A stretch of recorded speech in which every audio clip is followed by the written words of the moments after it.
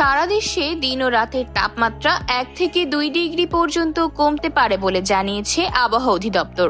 সোমবার পরবর্তী 72 ঘন্টার জন্য দেয়া এক পূর্বাভাসে এই তথ্য জানানো হয়। এতে বলা হয়, অস্থায়ীভাবে আংশিক মেঘলা আকাশ সহ সারা দেশের আবহাওয়া শুষ্ক থাকতে পারে। মধ্যরাত থেকে সকাল পর্যন্ত দেশের উত্তরাঞ্চলে মাঝারি থেকে ঘন কুয়াশা এবং দেশের অন্যত্র হালকা থেকে মাঝারি ধরনের কুয়াশা পড়তে পারে।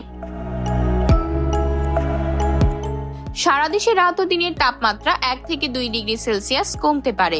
আবহাওয়ার সিনপটিক অবস্থায় বলা হয়, উপমহাদেশীয় উচ্চচাপ বলয়ের বর্ধিতাংশ পশ্চিমবঙ্গ ও তৎসংলগ্ন এলাকা পর্যন্ত বিস্তৃত রয়েছে। মৌসুমের স্বাভাবিক লঘুচাপ দক্ষিণ বঙ্গোপসাগরে অবস্থান করছে। এর বর্ধিতাংশ উত্তর পূর্ব বঙ্গোপসাগর পর্যন্ত বিস্তৃত রয়েছে।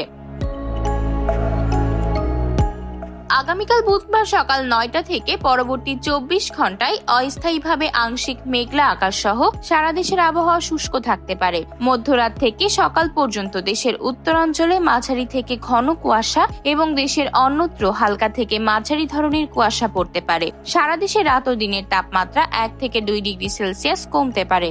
আগামী 5 দিনের শেষের দিকে রাত ও দিনের তাপমাত্রা বৃদ্ধি পেতে পারে।